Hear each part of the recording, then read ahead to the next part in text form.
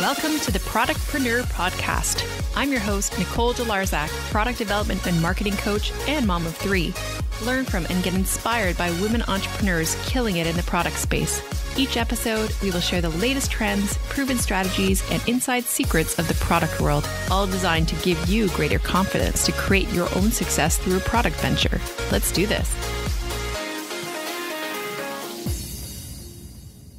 Hey there, and welcome to another episode of the Productpreneur Podcast. I hope you're having an amazing year already. By the time this airs, we will have had 2 weeks under our belt of 2021. So how does it feel for you? In case you missed it, a couple of episodes ago, I went through 2021 planning. And if you have a chance, I highly recommend going through the episode and the workbook, which you can download through the episode show notes. So I want to tell you, I recently started a TikTok account and I did my first TikTok and reel, which was super interesting. And it felt like I was going back to learning something totally brand new. And it reminded me of areas where I tend to get uncomfortable and procrastinate. I don't know if you do the same thing, but I'm sure we all do it. When it's something foreign, it's new to us, we tend to procrastinate and we really get uncomfortable, and we kind of have to go through that stage of being super uncomfortable, testing it out, not really sure if what's going to happen, if it's going to work, getting frustrated with the tech or trying new things. And I really thought it was actually a great parallel to launching a product, because you really go through, okay, I don't know if this is going to work. What do I do? You're going through all the stages of development, even designing a website, designing a brand for the first time. There's so many things that are involved and it feels uncomfortable, but you get through it. And once you do it, you feel amazing. And that's how I felt after my TikTok. I felt really proud of myself and it actually looked pretty decent. And I'm sure it'll get better as it goes along, but I just thought that was a very interesting thing. And anyway, so when I created the TikTok, the first episode was about how it's such a great time to launch a product business. And the second one I did was about how to come up with a winning product idea. And this is what I want to talk about today. These tips are going to be for you if you're thinking of launching a product business this year. One of the biggest objections I get is that I don't have an idea or one that I love yet. So we'll talk about how to come up with a product idea. And also, this is just going to get your juices flowing. So hang tight. This is going to be such a juicy episode. This episode is brought to you by my free masterclass, 3 Secrets to Launching a Profitable Product Biz, which is on January 18th. Whether you've got a product idea or you don't have an idea yet, I've created this masterclass just for you. It's called 3 Secrets to Launching a Profitable Product Business Without the Overwhelm, Debt, and Doubt. We're going to cover why a product business is the most effective way to build a recurring revenue stream, why now is the right time to build a product business, how to ditch the overwhelm and follow a process to get you from idea to launch, how to avoid going into debt while launching a new product venture, and how to know if your idea is worth spending time and money developing. Join me in this masterclass so that you can finally take action on those product dreams. Guys, I am so excited about product businesses now more than ever. E-commerce is booming right now, and if it's ever the time to start a business, this is it. Here are some stats for you. $4 trillion, that's the size of the online shopping market globally. 40% growth, that's the e-commerce growth in the United States in the last year. Now, COVID has accelerated this by 10 years. It's crazy. Shopify's stock has grown over 160% over the past year and has also had over 70% growth in its new stores launching in Shopify. So it just shows you there's such a brilliant time to launch right now in the e-commerce space. And that's why I'm opening up my course, The Product Pathway, which is a starter course, and it's perfect for those who want to launch a product. So I'll link to that in the show notes as well. You can come check it out, but also you can come to the masterclass on the 18th and we'll talk all about it. Okay, so let's talk about how to come up with a winning product idea. I've got 5 different ways to come up with a product idea, and I hope this gets your creative juices flowing. The first one is to pick a problem to solve and brainstorm ways to solve that problem. The best products actually solve a problem. I find that one reason that many products do fail is because they don't solve a specific need of the target customer. And it's best if the product solves an unmet need that no one else has addressed before. This is often called a white space opportunity, where it's just a white space and nobody's going into that market and you've got basically space to get in there and grab a foothold of it. So if you think of successful products, you can probably pinpoint the need they were trying to solve. So I always use the example of the problem of finding matching socks, because this is a common problem that we see in our house and it's just very relatable. So if the problem is finding matching socks, what are some ways to solve this problem? One way to think about solving a problem is to do a mind map exercise. So imagine, if you will, a wheel with spokes, and you've got the center of the wheel being your problem, and then you've got little sticks or spokes out of that center where it would point to different areas of the problem. So for the example of socks, you might have one area being where you actually put the socks in the wash. And then you might have another area being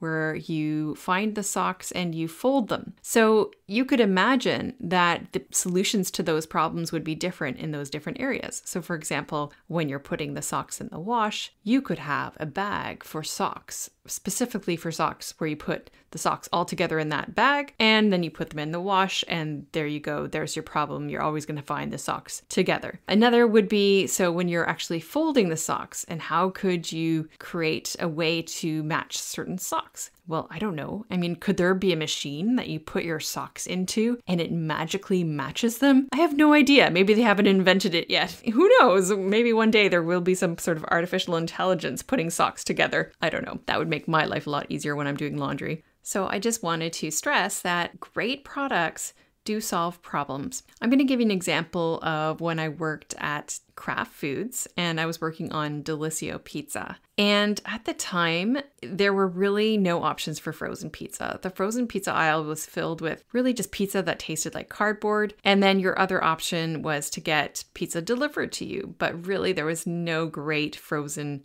pizza option. And then when we launched Delissio Pizza, it was actually a pizza that rose in the oven. So it was a rising crust pizza. It rises in the oven when you bake it. And it was miles ahead of the other frozen pizzas. And it actually did taste as good as delivery pizza, which is actually the tagline. It's not delivery, it's Delissio. And so as a result, Delissio drove growth within the frozen pizza category and dominated share. And even restaurants and pizza delivery locations declined in sales and lost share to Delissio. And so we really could compete with a market that frozen pizza had not competed with in the past. And all other frozen pizzas had to catch up, or else they would miss out on this incredible growth in the frozen pizza category. So since then, Delissio has innovated in so many different areas, introducing line extensions that align with its delivery quality, and it now competes head-to-head with other frozen pizza brands that have also upped their game in the frozen pizza category. And that entire category is miles ahead of where it used to be because of one innovator.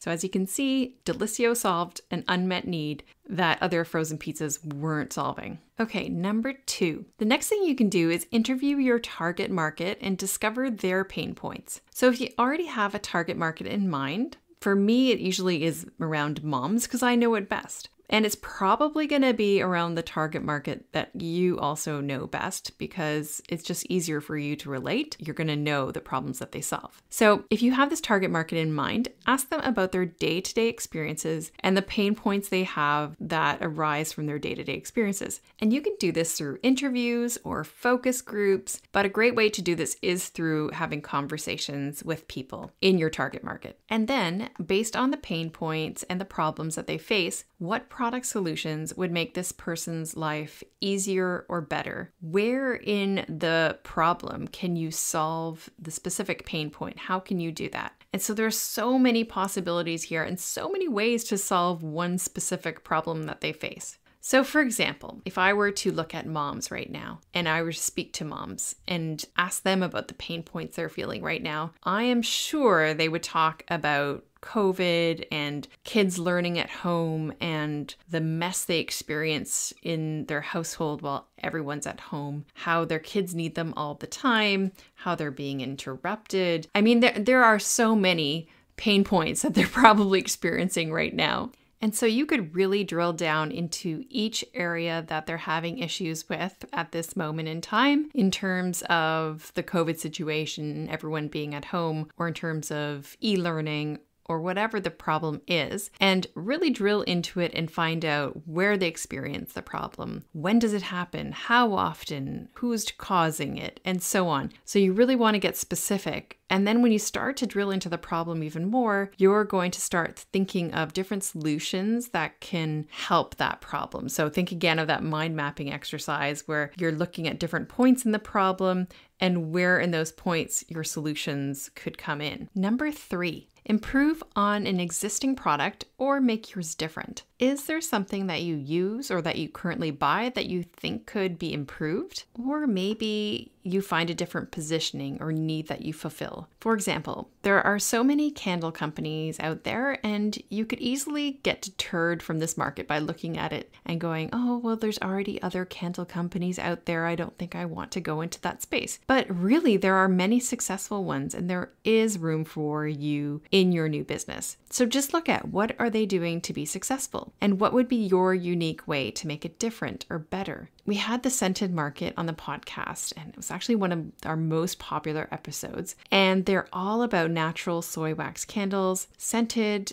and in reusable containers, and they've got the specific look to them. They're always white, super stylish for your home, and they're really positioned in just such a beautiful way. You can always count on the scented market products being stylish and beautiful and looking great in your home and very natural. So this is a very different positioning than, say, a candle with more colors, that's more vibrant, that's got a fun attitude. You can see how those two candle companies would be totally different. So you just want to think about how your brand could be positioned differently and what's the space that you fulfill. Or think about skincare. I mean, there's so many skincare options out there, but if I go to a previous episode of Sunandini Verma, who launched a CBD-based skincare line, she saw a need for CBD-based skincare because of the benefits. And there were already other CBD skincare brands, but she positioned hers differently with minimal steps and being more natural than others. So whatever you're doing, just think of how you can make your positioning different, how you can make your product better or unique. Number 4, look at new product trends. Oh, I love this. This is my favorite thing to do. Looking at trends helps you see what's happening in the world and then how can that affect what your consumers are looking for. So if we were going to look at what's happening in the world right now, well, COVID is the most obvious one. And of course, it is not a positive trend for us. We do not want this in our lives, but it is causing shifts in consumer behavior and consumer needs that we can really attend to right now if we are really on the ball and looking for where we can serve the world. Now, if we just look at COVID, what's happening? What is this causing? Well, it's making people stay home, obviously. And what does that do? Well, because people are staying home, they are looking at their house and thinking of how they can make it look prettier. So home decor is on the rise, house renovations, decluttering solutions, and looking for more storage so that they can enjoy their homes more. And we also see working from home being a thing now when people are commuting less. So of course, making beautiful offices and loving their office space is really important to people. As well, protective equipment. So PPE and antibacterial products, toilet paper was big for a while. So this has all come as a result of COVID. And there's been so many industries now, of course, working on antibacterial products and PPE that weren't around before. And then when we look at hobbies, things like home gyms, baking, crafts, home gaming and games, and also recreation. Like, it's really hard to find bikes or bike gear. I know when we were trying to find a bike for our son who was outgrowing his bike, we couldn't find one. My husband had to go and find one from Kijiji and go somewhere, 2 hours away to get his bike. It was crazy. It's really hard to find all the leisure activities gear that you want to get. I know we wanted to also get a paddleboard and we couldn't find one this summer. And of course, cottages have become the way to get away because now you can't travel as much. So getting a cottage or that's like a summer home has become the hot new real estate trend. And of course, cottage gear and cottage products will be on the rise as well. And then, of course, COVID pets are a thing. People are getting COVID puppies, and it's just crazy how this pet industry has blown up. You can't even get a puppy at the shelter anymore because they are all sold out. And so it's really just crazy how some industries have blown up. And another area I see is loungewear. Like, we are all spending time at home. Of course, some people are dressing up on the top and leaving their pajamas on the bottom, so to speak. And so this whole idea of being more casual, staying at home, nobody's dressing up anymore. So I think clothing is going to have a huge shift, and we'll see that loungewear and pajamas are really going to be on the rise. Okay, so enough about COVID trends, but I'm just going to touch on some other trends that we see that are happening and that we all sort of need to be aware of, because these are quite big trends that are here to stay. One is the environment. We need to start having more sustainable products. So when we look at the environment, there are so many different ways that products can be more eco-friendly. So there are products that are more plastic alternatives, or solutions to producing less waste. Or maybe they use plastic in the products that are recycled so that they can help solve the landfill issues. And then maybe products are just becoming more sustainable and we're sourcing them locally, or more ethical, or fighting climate change in some way. And then there's health and wellness trends. We all know that health and wellness is here to stay, and there are so many areas within health and wellness that we could look at. It could be the way we eat, such as keto or fasting, or it could be mindfulness and meditation, or exercise. And so looking at the different areas of health and wellness, there are just a plethora of products that would fulfill this trend. Another thing to look at is regulatory change. Like when the cannabis market was opened up and it started to be regulated, you saw so many different brands starting to launch cannabis products. It was really like the Wild West. And it still is, because it's completely a new area for us. One huge change that we need to look at is the demographical change of the aging population. We often think about marketing to younger people, but really we have this huge aging population. And so how could we better meet the needs of that aging population? What kind of products are they going to be looking for? And have we done a great job of serving that market? As well, attitudinal changes, things like body positivity. We never used to see all sorts of shapes and sizes of models, and thank goodness we are starting to see that in ads. So it's not only from a positioning perspective or who you choose to have on your billboards, but it's also to serve those people in different sizes and all body shapes, and to make sure that we are serving women or men or people of all sizes. I also see a huge need and growth in mental health products or things that help people in terms of mindset. An example of this would be all of the products that have come out lately with affirmations or positivity messages. I just love those, and I think that it's so important to have products like that right now, especially at this time. And then social responsibility. There are many brands that actually stand for something and are giving back. And so they have a purpose and a message to what they deliver. Just recently, we had Stainless Sea on the podcast, and they give back to ocean conservation. Now, I know I listed quite a few trends here, but I hope it gives you some food for thought and areas to start brainstorming within. You could also look at key resources like Trend Hunter, and I will link to that in the show notes. There is a 2020 trend report, and that should help you look at different trends in terms of new products and marketing. As well, you could check out articles like the top 50 products to sell online, and I will also link to that in the show notes. And I'm just going to list here, according to Shopify, the top trending products for 2021. And I think you're going to find this interesting because a lot of those products fit within the trends that I've already discussed. So one is a peel-off face mask. Now that would fit into the area of self-care, which is in huge growth right now due to COVID. As well, nail polish. And I can see why that would be, because nobody can go to nail salons right now, so they're doing their own nails. Exercise bands, and of course, people can't go to the gym, so they need some exercise equipment. And of course, water bottles. Blankets was interesting. Yoga and Pilates mats, of course. Kayak accessories. So of course, the whole idea of recreation.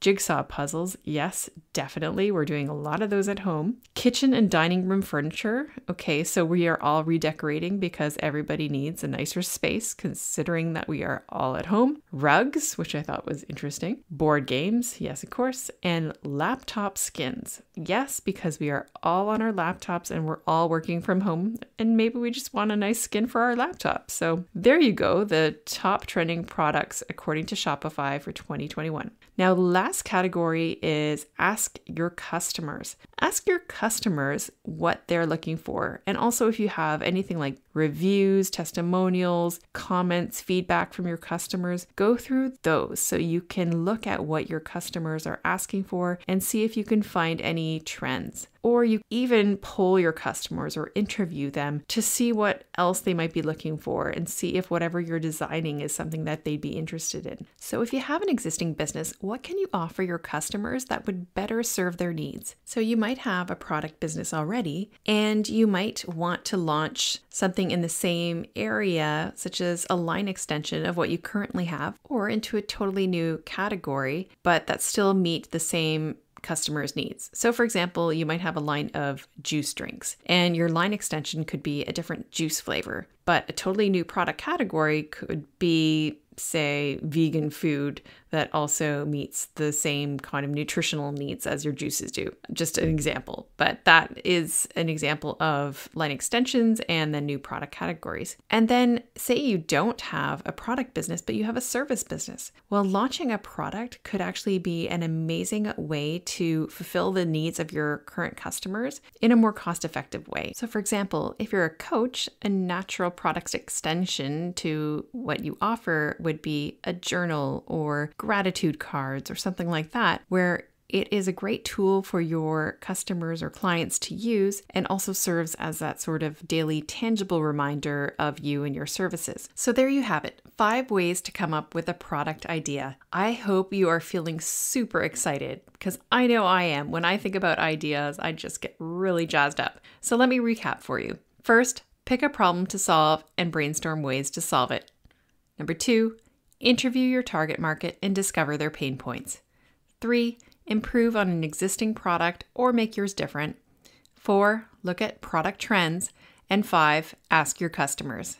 To me, there is no end to ideas. Ideas are plentiful and there are so many of them. The actual magic is in the implementation, the doing. If you think about it, investors fund your project once you've started to do the work, once you've actually started to put some sweat in the game. So if you want to move your idea forward, the first step is to come to the masterclass on the 18th. You're going to learn so much about building a profitable product business. So sign up. The link is in the show notes. And the second step, if you so choose, is to join my 6-week course called the Product Pathway. It is a course and group coaching program to get your idea off the ground, to actually get a start on your idea. And I just hope you feel excited about brainstorming, excited about building your product. I can't wait to hear what you come up with. So feel free, as always, to email me at nicole@nicoledelarzac.com. I'd love to hear from you. And until then, keep building your dream product idea.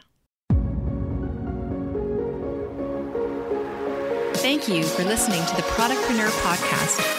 If you love this episode, we'd be so grateful if you could take a sec to subscribe, share it, and review it on Apple Podcasts. Your review will help more women build their own dream product business. By the way, if you have any feedback, comments, or questions, email me at info@nicoledelarzac.com. Until next time, keep dreaming up those product ideas.